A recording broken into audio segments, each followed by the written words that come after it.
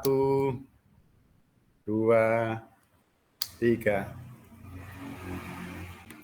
Assalamualaikum warahmatullahi wabarakatuh. Waalaikumsalam warahmatullahi Ya, wabarakatuh. apa kabar semuanya? Baik. Alhamdulillah. Ya, alhamdulillah.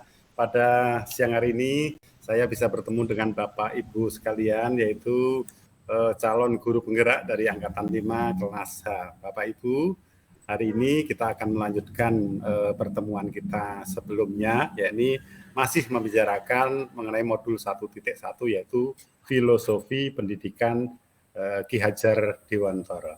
Nah, di pertemuan yang lalu Bapak Ibu sudah berdiskusi di room masing-masing, kemudian hasil diskusinya hari ini nanti akan dipresentasikan dan ditanggapi oleh rekan-rekan yang lain. Nah, Bapak Ibu, mari kita awali kegiatan ini dengan berdoa bersama. Berdoa dipersilahkan. Terima kasih.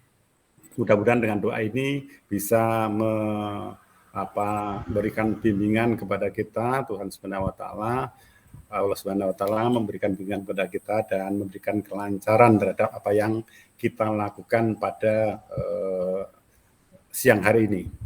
Nah, Bapak Ibu, selanjutnya mari kita kendorkan saraf kita. Tangan kita gerak-gerakkan begini, Bapak Ibu. Ya. Matur nuwun, cekap. Ya, mudah-mudahan dengan cara ini kembali kita jadi fresh ya, pikiran kita fresh, badan kita juga fresh, karena perjalanan kita masih jauh ya. Bapak Ibu harus tetap menjaga semangat itu. Bapak Ibu, saya ingin melihat apakah seluruh calon guru penggerak sudah hadir. Ini saya ingin sapa satu-satu. Bapak Tukimin, apakah sudah ada?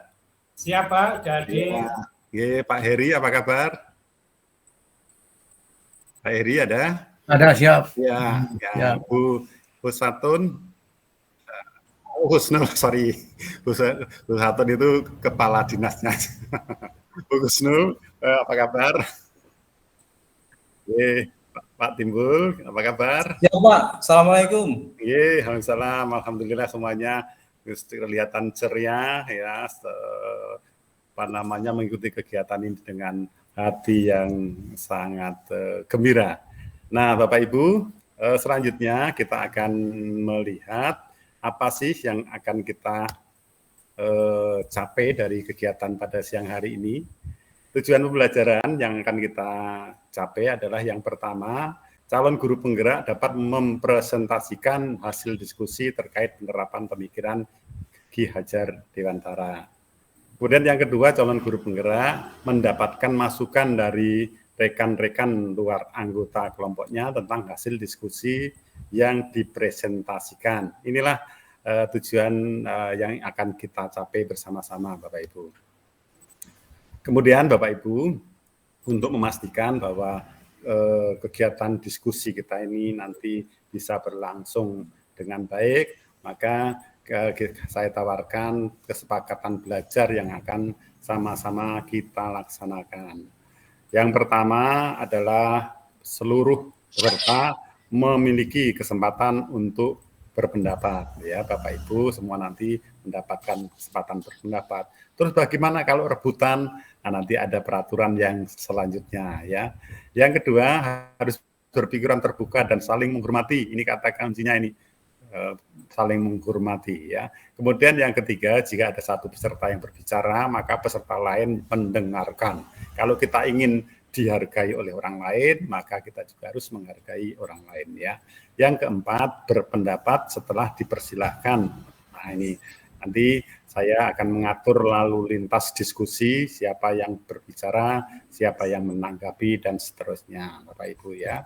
Kemudian yang kelima, berpartisipasi penuh, hati, pikiran, perhatian semuanya di diskusi kali ini. Jangan mendua ya, Bapak Ibu tentu tidak suka kalau pasangannya mendua, nah, maka Bapak Ibu juga jangan mendua ya.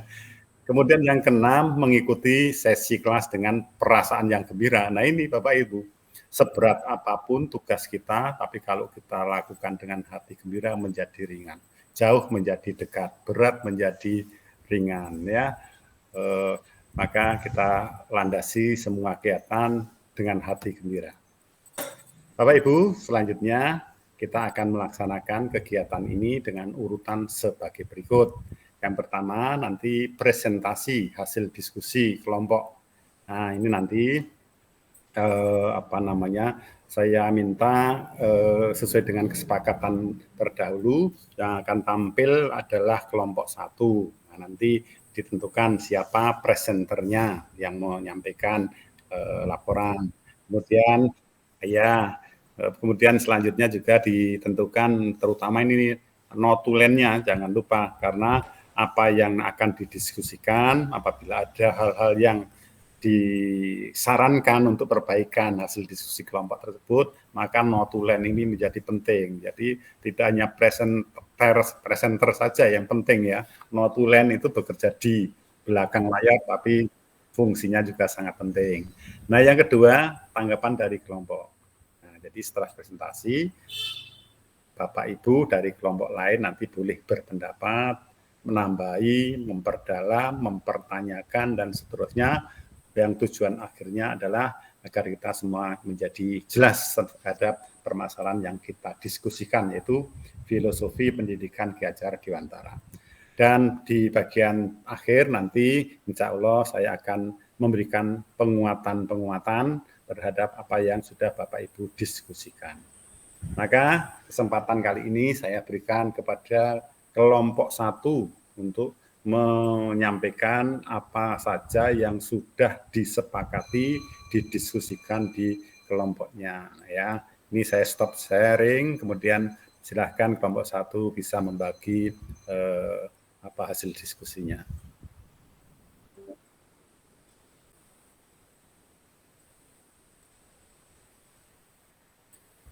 Siap. Nanti Bu Gusnul nanti bisa dibacakan beberapa poin atau 3 atau 4, nanti teman-teman lain bisa menanggapi. Monggo, Bu.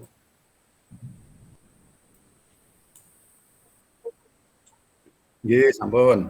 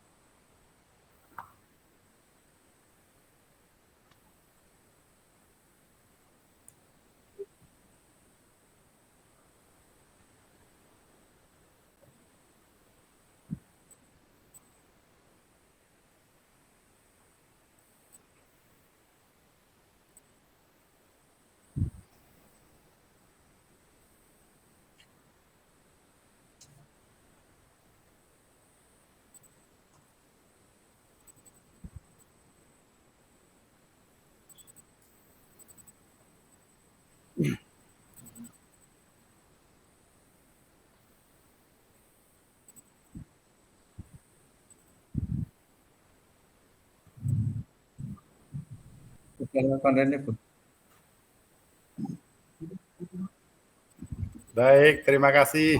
Luar biasa kelompok 1 dengan presenter Bu Husnul Khotimah ya. Bapak Ibu, kita berikan aplaus untuk kelompok 1 terlebih dahulu. Ya, terima kasih. Ya. Kemudian saya mengundang Bapak Ibu dari kelompok lain, ada Pak Heri, Pak Tukimin, kemudian Pak Timbul. Nah, nanti barangkali ada hal yang ingin diperdalam dari apa yang sudah disampaikan oleh Bu Husnul Khotimah maupun materi-materi lain yang ada di bagian filosofi pendidikan Ki Hajar Dewantara ini. Monggo dipersilakan, siapa? Saya, Pak. Saya, Pak. Pak Heri dulu.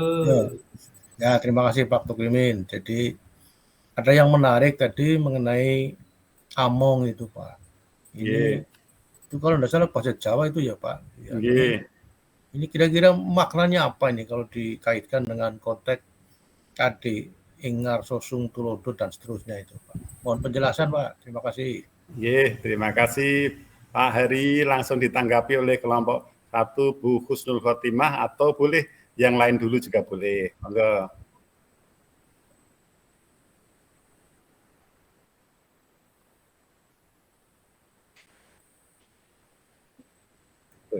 Iya.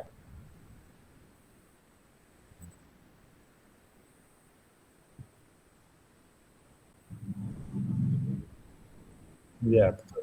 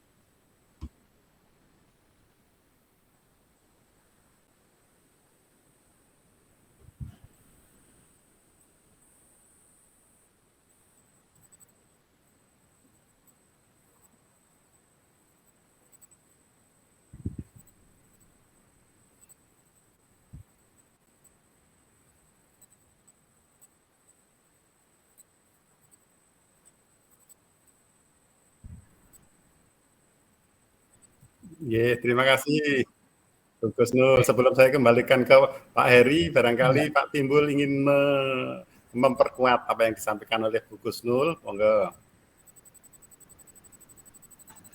Masih mute, Pak. Suaranya belum keluar, Pak. Betul. Bu Husnul sudah memperjelaskan sudah panjang lebar tentang pengertian among. Among itu sebuah sistem, sebuah cara atau sebuah istilah dalam istilah dari bahasa Jawa. Pemomong. Pemomong itu adalah pengasuh. Di sekolah pengasuhnya adalah guru yang harus dilengkapi dengan tadi istilah ing ngarsa suntulodo ing madya mangun karya tutwuri handaye. Nampaknya sudah lengkap sekali, Pak. Iya. Oke, terima kasih Pak Timbul. Ini kalau kita lihat memang ada ing ngarsa sung tulodo ing madya mangun karsa tutwuri handayan ini. Jadi segala gerak tingkah kita sebagai guru ini memang harus tetap dijaga ya Bapak Ibu ya. Bagaimana kalau kita di depan bersama-sama anak-anak, kemudian juga kalau kita memberi kesempatan kepada anak-anak untuk maju, kita mendorong dari belakang, istilahnya begitu, memang semuanya harus dilakukan oleh guru. Nah, ini. Selanjutnya saya memberi kesempatan kepada teman-teman yang lain. Tadi Pak Heri sudah, barangkali dari kelompok 4, Pak Tukimin barangkali ada yang disampaikan. Monggo. Terima kasih. Saya hanya ingin mempertegas saja sampaikan Bu Husnul Khotimah. Saya sangat sependapat bahwa istilah among atau pamomong dalam bahasa Jawa memang mempunyai totalitas, sehingga dalam hal ini seorang guru mempunyai totalitas dalam mengabdikan dirinya kepada murid. Jadi kita adalah pelayan siswa, bukan orang yang ingin dilayani. Maka totalitas seorang guru inilah yang diperlukan dalam pengabdiannya kepada siswa-siswa kita. Yang tadi disampaikan dengan asah-asih asuh itu memang sangat relevan. Terima kasih Pak. Iya, baik, luar biasa Pak Tukimin ini ya. Ini memang materi ini sebenarnya sangat menarik ya kalau kita bahas satu persatu. Dalam buku atau modul itu sudah diuraikan tentang pemikiran-pemikiran oleh Ki Hajar Dewantara sekian puluh tahun yang lalu. Ternyata sampai hari ini itu masih relevan, dan oleh pemerintah dalam hal ini Kementerian Pendidikan ini sekarang digali lebih dalam lagi pemikiran-pemikiran Ki Hajar Dewantara. Baik, apakah ada yang ingin disampaikan lagi mengenai filosofi pendidikan Ki Hajar Dewantara? Saya buka satu kali penanya atau penanggap lagi, monggo. Bapak Ibu, untuk kaitannya dengan ini, memang sekarang ini nampaknya banyak paradigma yang dulu kita yakini benar ya, sekarang harus dirubah ya. Bagaimana peran seorang guru kepada anak-anaknya ya. Baik, Ada sekali lagi, apakah ada yang ingin memberikan tanggapan atau mereview dari materi ini? Sudah cukup Pak, sudah cukup jelas. Baik. Luar biasa dari pemapar. Oke, kalau begitu mari kita lihat lagi PowerPoint yang berikut ini.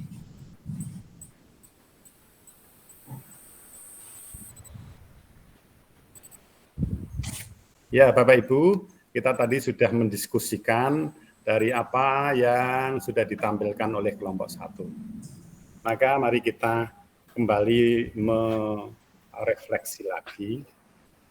Kita berikan penguatan terhadap apa yang disampaikan oleh kelompok 1 dan juga sudah didiskusikan oleh kelompok-kelompok yang lainnya. Gambarnya kurang lebih seperti ini Bapak Ibu ya. Tadi ada istilahnya among. Nah, ada istilah kalau istilahnya kelompok 1 tadi itu ada asih, asah, suh ya. Nah, itu wujudnya seperti apa dalam kesehariannya, laku yang dilakukan oleh guru itu seperti apa? Ya seperti yang disampaikan tadi, yaitu ing ngarsa sung tulodo, ing madya mangun karsa, dan yang ketiga adalah tuturi handayani. Ini menjadi pegangan kita. Bahkan tuturi handayani ini adalah menjadi lambang Kementerian Pendidikan ya. Jargonnya adalah tuturi handayani ini. Bapak Ibu, sekarang kita akan lihat mengenai anak yang sejak lahirnya itu mempunyai kodrat. Nah, tugas kita itu adalah seperti yang diistilahkan oleh Ki Hajar Dewantara, anak itu sudah ada semacam titik-titik begitu yang nantinya kalau diperjelas itu akan menjadi garis. Nah, tugas kita adalah memperjelas garis yang ada pada anak itu agar anak itu menjadi manusia yang sepenuhnya yang bahagia. Nah, ini Bapak Ibu. Kemudian selanjutnya menurut Ki Hajar Dewantara juga dikatakan bahwa pendidikan itu berpihak pada anak. Kalau dulu sekali kita melihat guru itu begitu dominan pada anak-anak dan juga guru itu begitu kuasa, anak cenderung takut dan seterusnya, maka sebenarnya Ki Hajar Dewantara sejak sekian puluh tahun yang lalu yaitu sudah menyatakan bahwa mestinya pendidikan itu berpihak pada anak. Bagaimana caranya? Yaitu kita mendekat ke anak, bahasa lebih jelasnya lagi menghamba pada anak, menghamba dalam artian melayani ya, sehingga anak bisa tumbuh kembang dengan baik. Kemudian Ki Hajar Dewantara juga mengatakan bahwa anak itu bukan tabula rasa ya. Kan ada ya memang teori pendidikan bahwa anak itu seperti kertas bersih putih yang belum ada coretannya, bisa dicoret apa saja oleh orang yang mendidiknya. Tapi menurut Ki Hajar Dewantara tidak demikian. Anak itu pada prinsipnya sudah mempunyai kodrat tertentu. Tugas kita adalah memperkuat agar kodrat ini bisa tumbuh kembang dengan baik dan menghasilkan manusia yang berkarakter atau berbudi pekerti yang baik. Maka beliau gambaran seperti petani yang menanam jagung ya. Agar jagung ini tumbuh, jangan ditaruh di pasir yang kering, tapi taruhlah di tanah yang subur, kemudian basah, ada sinar matahari, sehingga nanti akhirnya menjadi pohon jagung yang menghasilkan buah yang lebat. Tapi tentu sebaik-baiknya jagung itu berbeda dengan padi ya. Maka padi punya jalannya sendiri, jagung juga punya jalannya sendiri. Kalau Bapak Ibu pernah ke Magelang, itu di sana ada getuk ya. Getuk itu asalnya dari telo, tapi harganya mahal karena sudah dibuat getuk trio. Nah, ada getuk trio, ada getuk yang lain. Nah, jadi yang ingin kita sampaikan adalah bahan dasarnya mungkin saja kurang baik. Tapi itu namanya kodrat alam itu ya Pak ya. Kodrat alam ya. Maka kalau kita olah dengan baik, hasilnya bisa maksimal. Nah, ini Bapak Ibu beberapa. Bentar Pak Sabto, saya masih ganjal tentang kodrat zaman itu Pak. Kaitannya dengan ini. Ya, kodrat zaman itu berkaitan dengan anak itu hidup di zaman mana, di zaman apa. Jadi pada saat anak tersebut hidup di zaman dulu, tuntutannya, tantangannya juga berbeda dengan pada saat ini. Seperti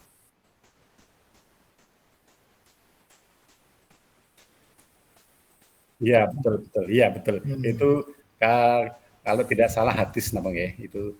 Jadi kalau kita ingin mempersiapkan anak kita, jadi anak kita itu memiliki masa depan, sedangkan kita itu hidup di zaman sekarang ya. Sehingga kalau kita, dan bahkan masa lalu, sehingga kalau kita mendidik anak seperti yang pernah kita alami, maka dikhawatirkan anak ini tidak bisa beradaptasi dengan zamannya. Hidup begitu, pada zaman anak itu ya berarti ya. Ya, zaman anak itu. Yeah. Oke. Ngaten Bapak Ibu, jelas Pak. Apakah ada yang ingin menanyakan atau memberikan? Sudah cukup jelas Pak. Jelas baik, Pak. Cukup jelas. Ya, baik. Kalau begitu pertemuan pada siang hari ini bisa kita akhiri. Nah, kita sampaikan bahwa di kegiatan yang akan datang, Bapak Ibu nanti akan belajar di modul 1.2 yaitu nilai-nilai dan peran guru penggerak. Nah, selanjutnya juga saya ingin sekali lagi mengingatkan, menyemangati Bapak Ibu, perjalanan masih jauh, semangat harus tetap dijaga, hati tetap senang, sehingga apa yang akan kita lakukan itu bermakna dan menyenangkan hati. Baik Bapak Ibu, kita akan foto dulu. Boleh? Dengan sikap yang terbaik. Senyum, 1, 2, 3. Oke. Terima kasih. Mohon maaf barangkali ada salah-salah kata, salah sikap saya. Wabillahi taufiq wal hidayah. Assalamualaikum warahmatullahi wabarakatuh. Waalaikumsalam.